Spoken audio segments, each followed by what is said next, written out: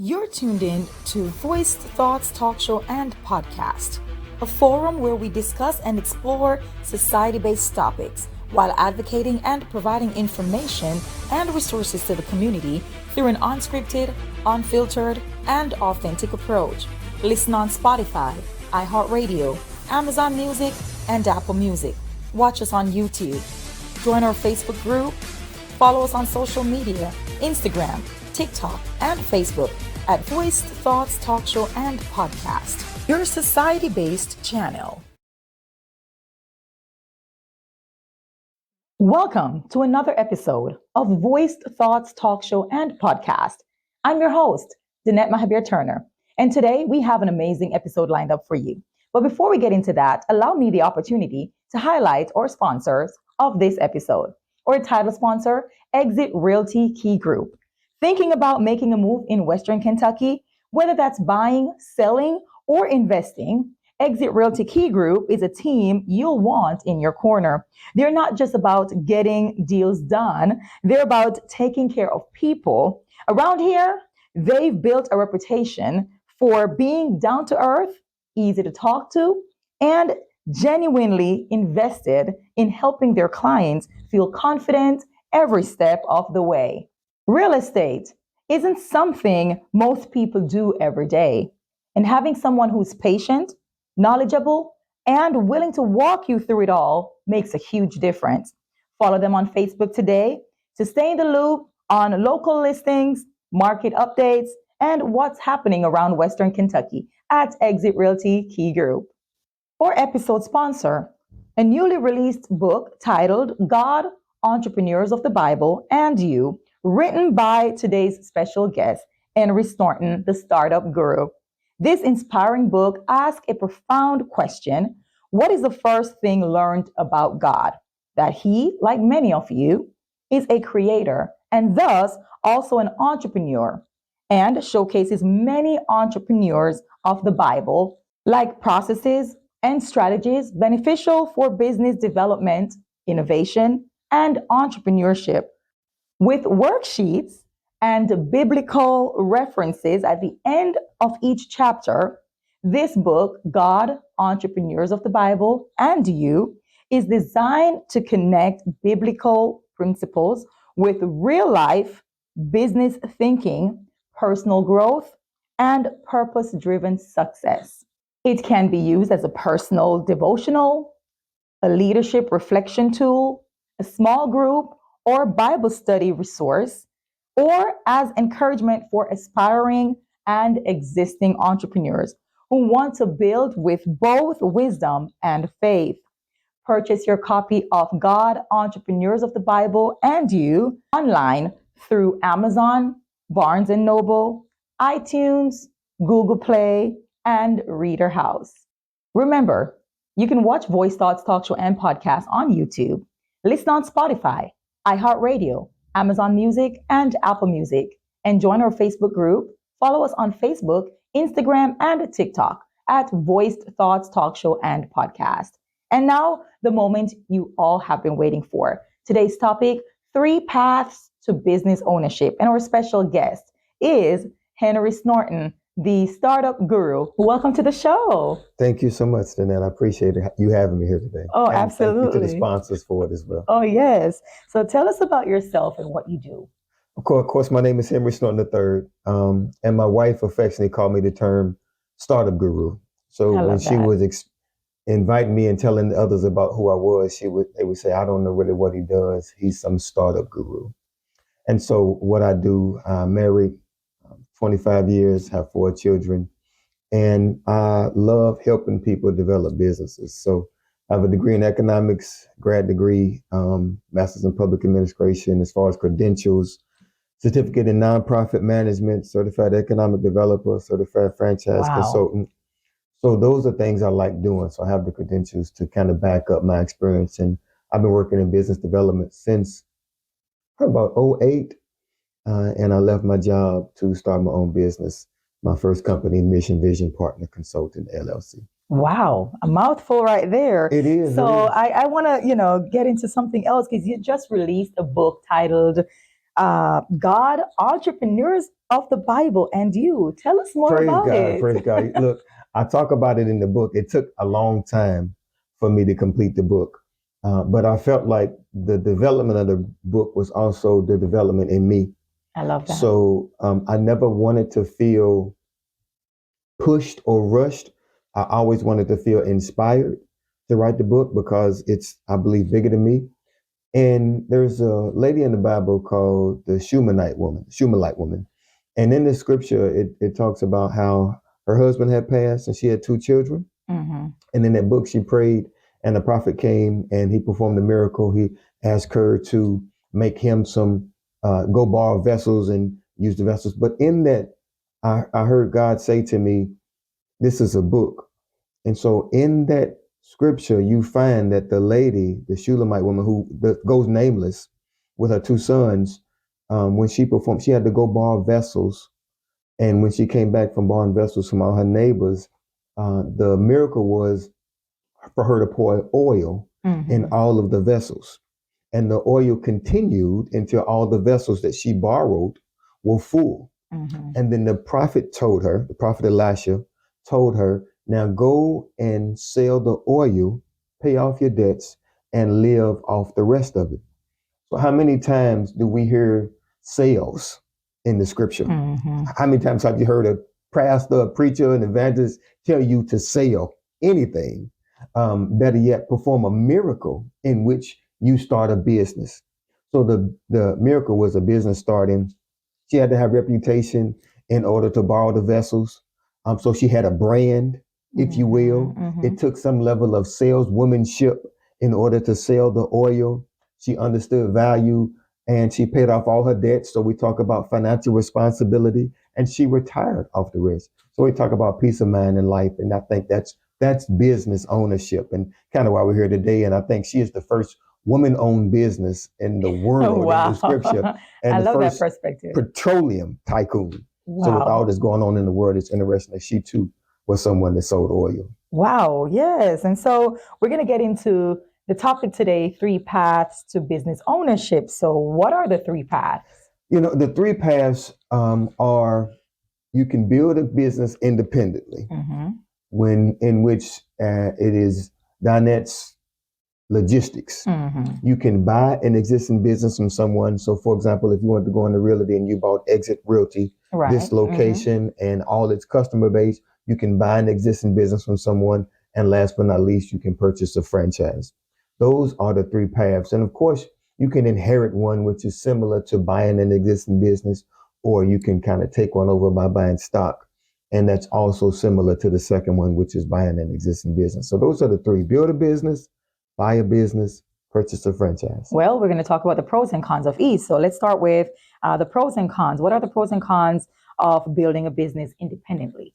Good question. Good question. And when you're working with someone, such as myself as a business coach, you want to make sure that they understand where you're going. And they want to also understand, who are you? What is your personality as it relates to business?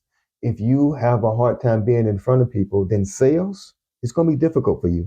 It's hard to be the number 1 insurance salesperson or mortgage officer if you don't like being in front of people and having the spotlight on you, because it's required. So the pros and cons of starting a business independent is, the pro is that you get the opportunity to be creative. The business is an extension of who you are, and your personality should shine throughout the business experience. Another pro is the growth of the business. Its perpetual growth is yours. You don't have to share it with anybody. So if it grows exponentially, that growth is yours as well. Whereas a con is, there's no systems in place. So you got to do all the heavy lifting yourself. It's a little more risky because there's no framework, there's no point of reference to bring you back to. And you may be on your own when you start the business. And last but not least, another con is it's a little more risky than some of the other 2 paths to business ownership. Interesting. Thank you so much for sharing that. And so let's talk about the pros and cons of buying an existing business. Buying an existing business, so now we're buying a book of business, right? So the business is not new. It's already started, and we have a situation to where we're considering buying this business. Right? So one thing that's a pro is it's producing revenue. Right. So we don't have to worry about a ramp up stage at something that you would consider if you were buying an existing business from somebody. It's already producing revenue. Okay. The second thing is that there are systems in place somewhat. You may have to improve them or make them better, but your suppliers are your suppliers. The process is somewhat the process. The cons are maybe the people that you're working with don't want to work with you. Like they love the previous owner. They don't love you as much. And so when you buy the business, you don't get to buy the employees. Right. So you may have to start over again, and you're losing that intellectual capacity of the executive assistant that used to be there for 18 years and saying, now I'm gone. That's one. And there's no disclosures in buying an existing business since, Exit Realty is one of your sponsors. If you're buying a house, there is disclosures. You have to tell me certain things relative to the house. If you're buying a business from me, I don't have to tell you anything. I don't have to let you know that legislation is changing, that the rules are changing, and I'm getting out before the bottom fall out. You may not know that. You may not know it may be some of the forest activity related to the business as well. So those are things that are cons related to buying an existing business. Wow. Very eye-opening, of course. What are the pros and cons of purchasing a franchise? Purchasing a franchise. So the franchise that I purchased is Danette. We are a 30-year-old franchise consulting firm with offices across the U.S. So I can help my clients anywhere they'd like to in the U.S. And so when you're looking at purchasing a franchise, the pro is it's proven itself to be successful. It's not a question. The question is, can you be successful running a business? It's already proven that it's successful. You also are buying the system, right? So we know how the business is going to operate. We know what to say from a sales pitch when somebody calls. We understand what the pipeline looks like in lead generation. We know who our suppliers are. So the systems are in place. Whereas the cons are, there is more heavy lifting on the front end. You have to pay the franchise fee, and there may be some startup costs as well that's required. And they are different. Franchise fees can go up from, but you only pay them once, from $8,000 to $10,000 up to $80,000. It depends on the brand. Exactly. And a second con is you will pay royalties into perpetuity, and royalties are there to work for you. They are what the headquarters use to do some of the marketing, to hire the team that does run the call center that you may be using as well. So those are a couple of the cons that you might consider when doing a franchise. And, our role is to try to help you, not to sell you a franchise, but to discover which franchise best fits who Danette is, her personality. And see, that's the next question I want to ask you is, why is it important to choose the right path, not just any path? Right. That's a great question. The path that you choose depends on where you are in life. If you are in a position and you have a nice nest egg, you've worked and you're retired maybe from a previous job, or you've been downsized and you've set the buyout and you are a homeowner or you have some type of assets, franchises are not all made equal. Some may say that they require their clients or their potential franchisees to have at least $10,000 to $20,000 liquidity and at least $50,000 net worth. Not all, some of them may be different. They may say, when I was working with clients on some of the bigger deals with McDonald's and those type, they are a lot bigger on what they require from a liquidity standpoint and from a net worth standpoint. But the thing about the differences is if you don't have that, then that's something that you can't consider. But you can start where you are. So you may have to pick the path that does not require you to have a lot of liquidity or assets, being independent. You may be, I'm creative in what I do, from the book to the business. So Danette allows me some level of freedom on the clients that I go after. It doesn't allow me freedom on the franchises that I represent or the franchises that I present to others. But there is some level of flexibility that I can continue to have my personality reflected in the business. You want to make sure that if you're working with a consultant such as myself or a coach, that they not only know where you're going, but they know why you're going there. Is it for what reason do you want to own a business? It's different for different people. Is it reputation? Or maybe something else? Is it for legacy? Things of that nature. Wow. Wow. And so what would you say are some of the biggest barriers to getting started in any of the three paths? Yeah, some of those barriers are intangible. Some of them are tangible. Intangible can be support. Mm-hmm. Maybe you don't have the right support structure around you, even though that support structure may love you. It may be family, and sometimes people think they're protecting you by holding you back. And you got a good job. Don't leave your good job. Keep your good job. You're doing really well, and everybody loves you at your job. And although that is what you would consider support, well, you're right. I do love my job, and I'm going to keep it. Crazy of me to think about starting my own business, right? So that's some of the things. Confidence is also a big one. You'd be surprised the number of people I would ask, can you see yourself being full-time in your business? And that would may even offend them. No, I got to have my job. And I would explain, nobody's going to work harder on your business than you.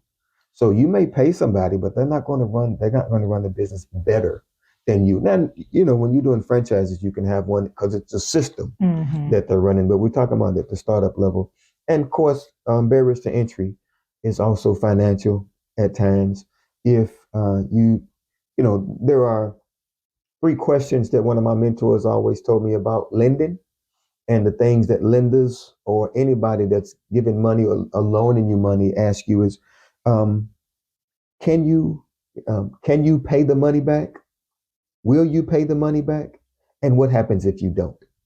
So can you pay the money back is a cash flow question. Do you make enough money to make the payment back? Has nothing to do with your credit yet. The second question is, will you pay the money back? That's a behavior question. And that question is related to your credit score because it will show the history of if you pay people back and when you don't, or if you slow pay or what have you. And then the last question is, because bad things happen to good people, what happens if you don't? So we don't live in an ideal world. We live in a fallen world. So things don't always happen the way we want them to happen all the time.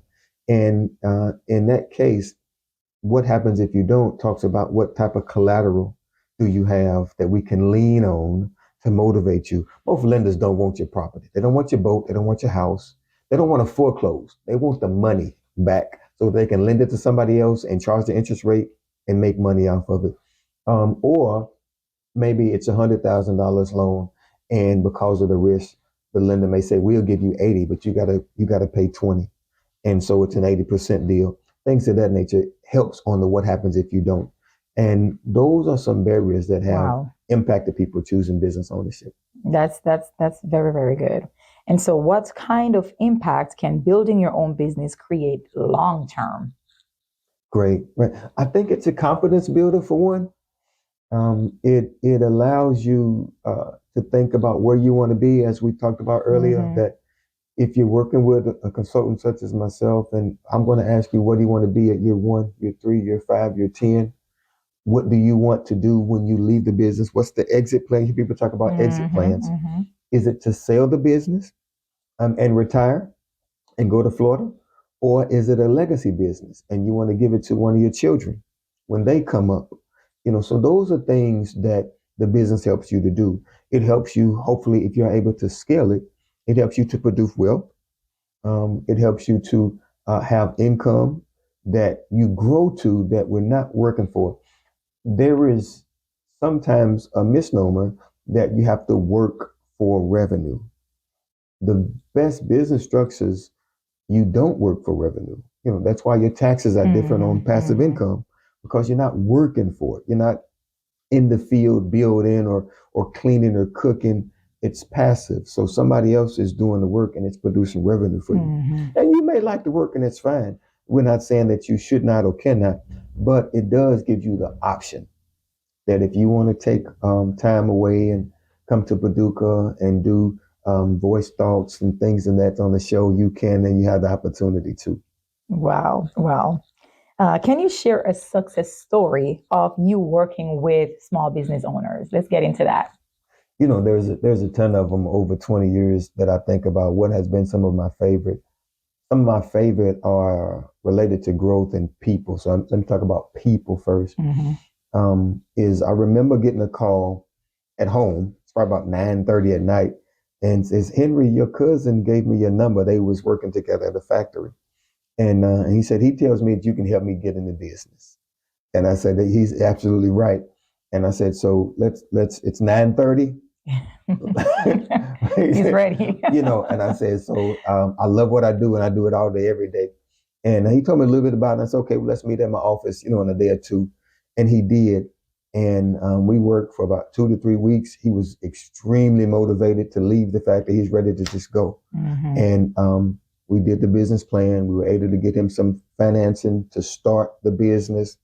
And he has a grain bin erecting business. So when you see some of the different factories that have these big farms or animal pet foods and they store corn, or they store their product in these big grain bins. So he goes throughout the southeast part of the United States, building pads and erecting these 60, 80, 100-foot grain bins.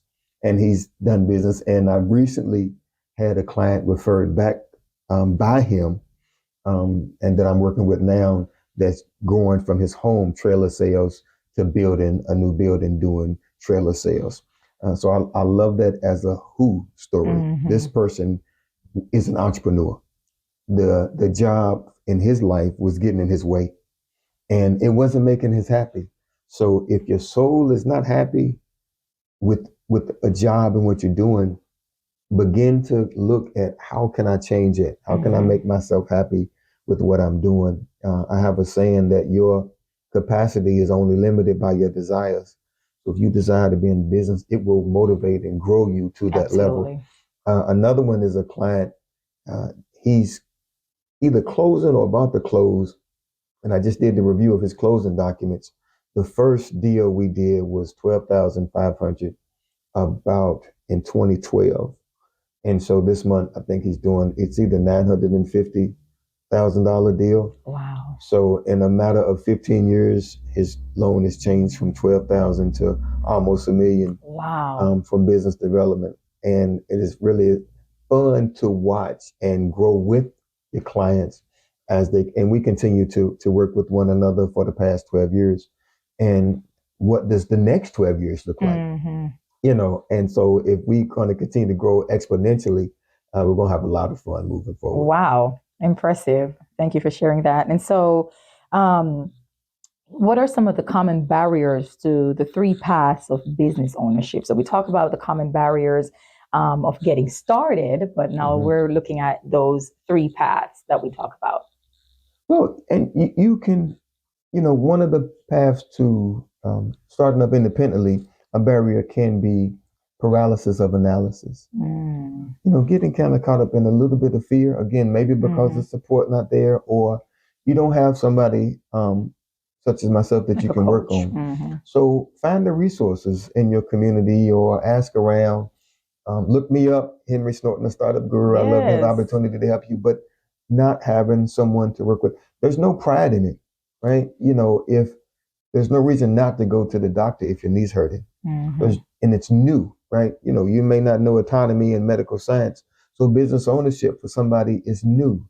Yeah, you know how to cut grass really well, but do you know customer service? Do you understand project management?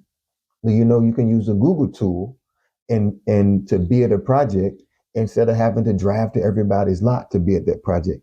And at the same time, create more of a trusting relationship because you show the client this is your per square foot charge instead of kind of eyeballing it. I think it's going to be $60, $65, things of that nature. So those are things that are barriers.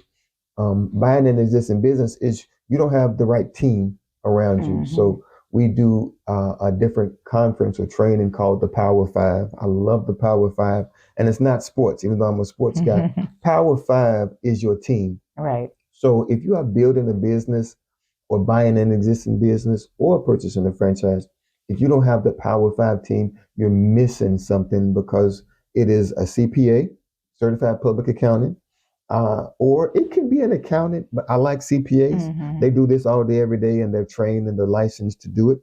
And an attorney, and an insurance agent, again, bad things happen to good people. Mm-hmm. So when those things happen, they rain down money. And I've had restaurants that I've helped work with and let them know that you might want to get a rider or an endorsement. We call it loss of revenue. So if your freezer goes out, you don't lose all that food that's in the freezer.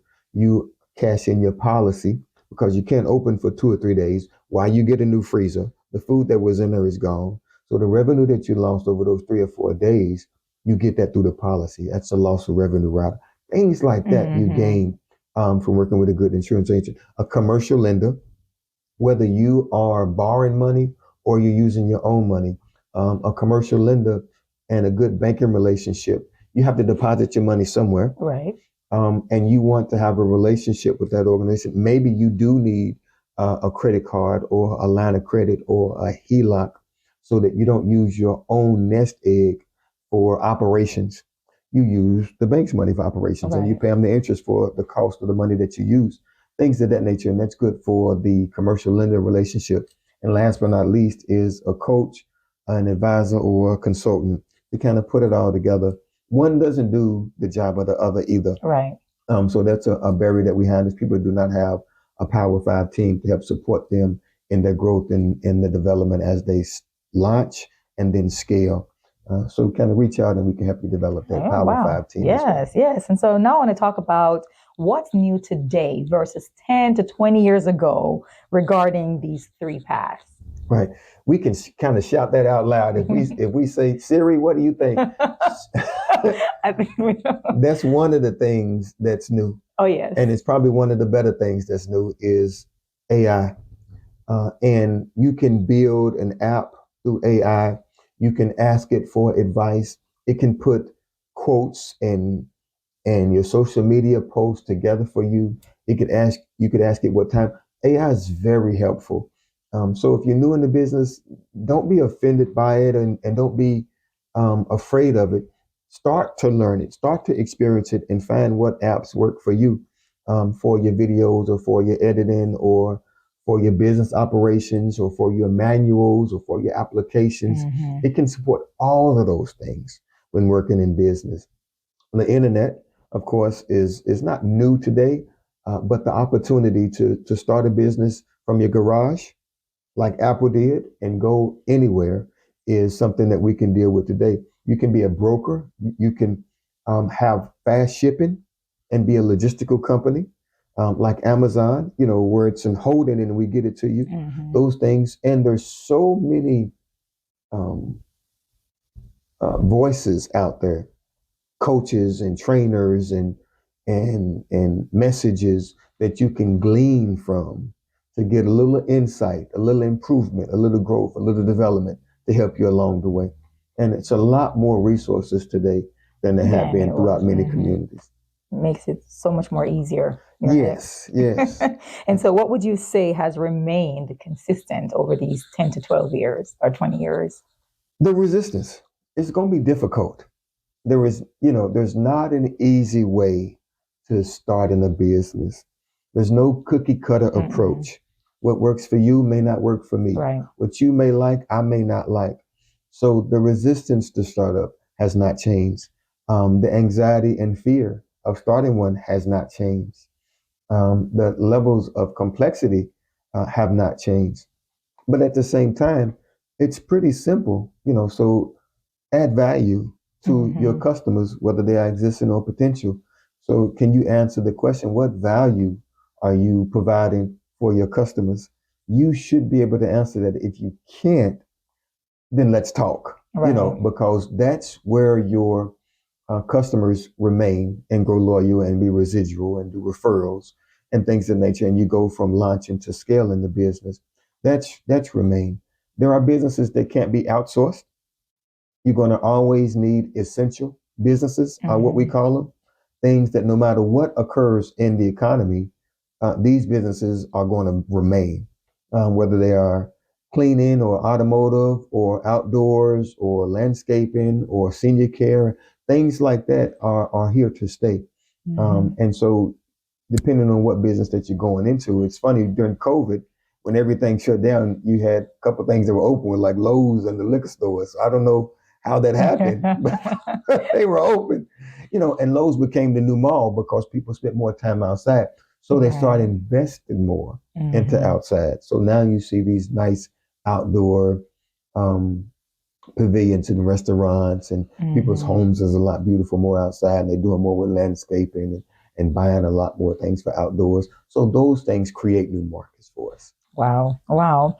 When would you say is the right time versus the wrong time to consider launching a business? Okay. Let me start with the wrong time first.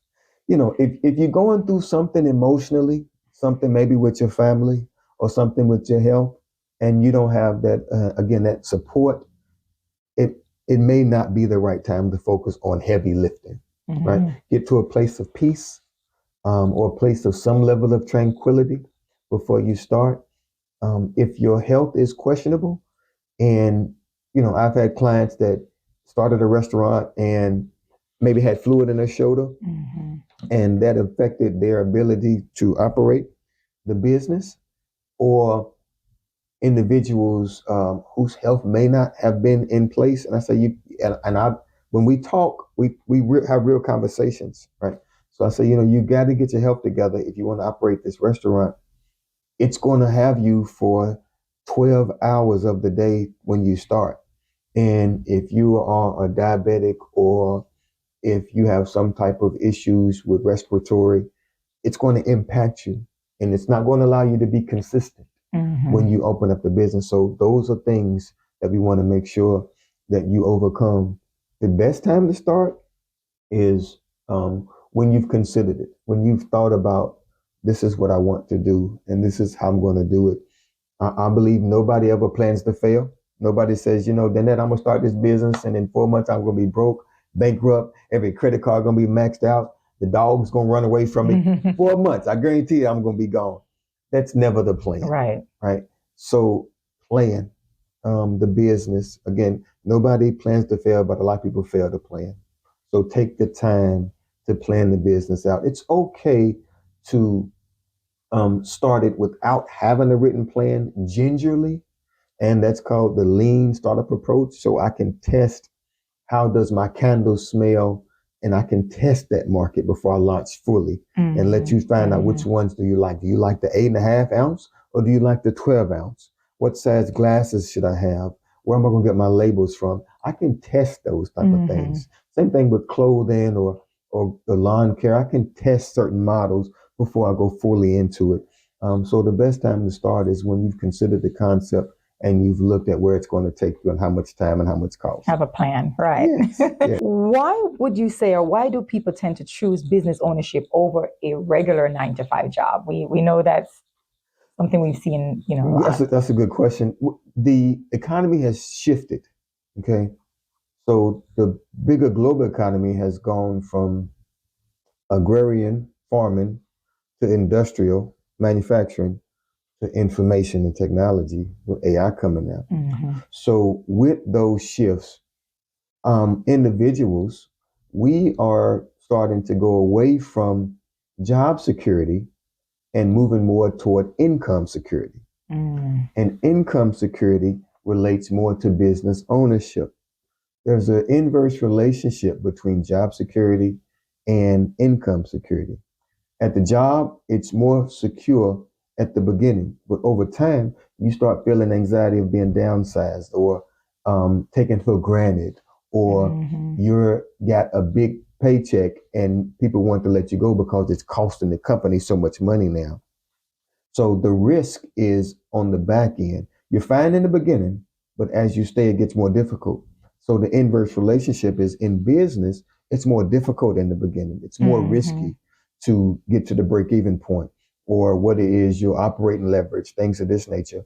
But over time, the risk goes down and your likeliness goes up, because now people know you, you've been around, people are looking for you now, you have loyal customers. So it's an inverse relationship between job security and income security. So people are looking for more income security. That's one reason. You can't give your job to your loved one. So when you pass away and when you want to retire, you've been with the company 28 years. Teachers are retiring every day, for example. You retire for 32 years. You can't give a job to your daughter or to your son. It's gone. But if that was a business, you could hand it over to them. And you can make sure that they, and you can work alongside them to make sure that they are structured and going to grow from that. Your legacy is never going to go anywhere. People are going to remember you are the best handyman ever.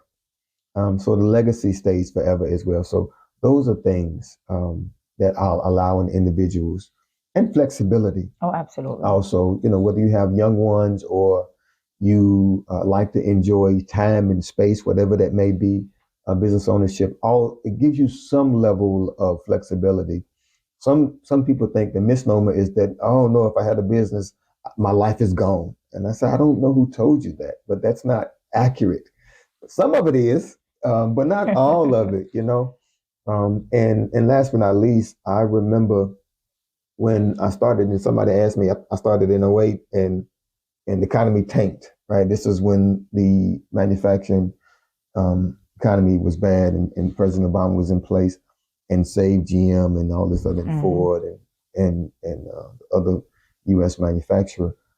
But the argument was they felt their job was more secure than starting a business. And there's been a number of people that I've known that have went to work and there's a sign on the door, closed.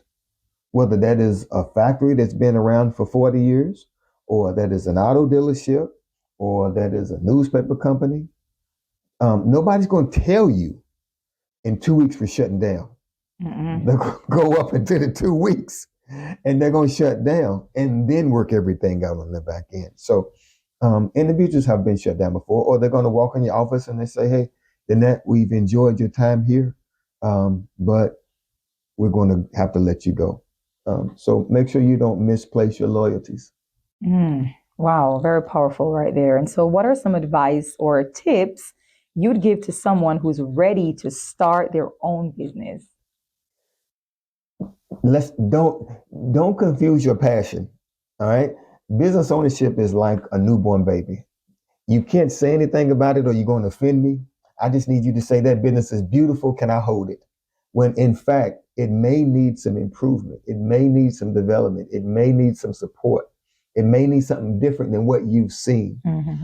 So don't allow your passion to misinform you. Have some logic when you're working with the business. Don't allow a denial to make you feel like there's nothing I can do. It can be a refusal, can be redirection sometimes, and you can understand that. Take an opportunity to talk to somebody that is not there to appease you, that is not there to stroke your ego or what have you. Talk to somebody that will give you some constructive criticism and say, this sounds wonderful. This could improve here. Wow. Yes. And so, last but not least, invest. If you and I were talking about going, or anybody was talking about going to Walt Disney World, then we're going to research how long it takes for us to get there. Right. Should we drive or should we fly? Are we going to stay on the Disney resort? Are we going to stay on one of the resorts outside Disney or a different hotel? How long are we going to stay? Are we going to go to all 4 parks? We're going to take time to plan and invest. And we're going to go to this trip and it's going to cost us $2,000 to $8,000 or more. The same money and time that you invest in your vacation, invest in your business that you expect to make you and your family wealthy for the rest of the days of this life. Creating legacy. I love that. Yes. I love that. And so if someone is watching or listening to this particular episode and want to connect with you, Henry, how can they do that? I know everybody's listening to the episode. The website numbers are going crazy. It's going to crash your server. But they can give me a call directly, or they can inbox or text. So my number is 270-839-3426.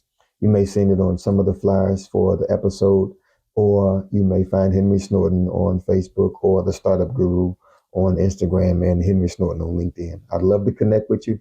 No cost to have a conversation. Let's talk. I love that. And before you go, where can they find your book if they want to purchase a copy of God, Entrepreneurs of the Bible, and You? I think that's powerful. So tell them where they can get a copy. Wonderful, wonderful. You can get a copy from Barnes & Noble, Amazon, Google Play, iTunes, and Reader's Choice. So we got a lot of different options for you, and you can get it in the digital, you can get it in the audio, you can get it in the hard copy, or you can get it in the paperback. I love that. I love you, Yes, Henry. Thank you yes. so much for taking the time to be Thank on the you, show Danette, for having me. today. It's been a pleasure. It's been a pleasure. Thank you to our sponsors. Our title sponsor, Exit Realty Key Group. Thinking about making a move in Western Kentucky? Whether that's selling, buying, or investing, Exit Realty Key Group is a team you'll want in your corner. They're not just about getting deals done, they're about taking care of people. Around here, they've built a reputation for being down to earth, easy to talk to, and genuinely invested in helping their clients feel confident every step of the way. Real estate isn't something most people do every day, and having someone who's patient, knowledgeable, and willing to walk you through it all makes a huge difference. Follow them on Facebook to stay in the loop on local listings, market updates, and what's happening around Western Kentucky at Exit Realty Key Group. Or episode sponsor, a newly released book titled God, Entrepreneurs of the Bible, and You, written by today's special guest, Henry Snorton, the startup guru. This inspiring book asks a profound question. What is the first thing learned about God? That He, like many of you, is a creator and thus also an entrepreneur, and showcases many entrepreneurs of the Bible, like processes and strategies beneficial for business development, innovation, and entrepreneurship, with worksheets and biblical references at the end of each chapter. This book, God, Entrepreneurs of the Bible, and You, is designed to connect biblical principles with real life business thinking, personal growth, and purpose driven success. It can be used as a personal devotional, a leadership reflection tool, a small group or Bible study resource, or as encouragement for aspiring and existing entrepreneurs who want to build with both wisdom and faith. Purchase your copy of God, Entrepreneurs of the Bible, and You through Amazon, Barnes& and Noble, iTunes, Google Play, and the Reader House. You can watch Voice Thoughts Talk Show and podcast on YouTube. Listen on Spotify, iHeartRadio, Amazon Music, and Apple Music. And be sure to join our Facebook group. Follow us on Facebook, Instagram, and TikTok at Voice Thoughts Talk Show and Podcast. I've been your host. My name is Danette Mahabeer-Turner, and we'll see you on the next episode. God bless.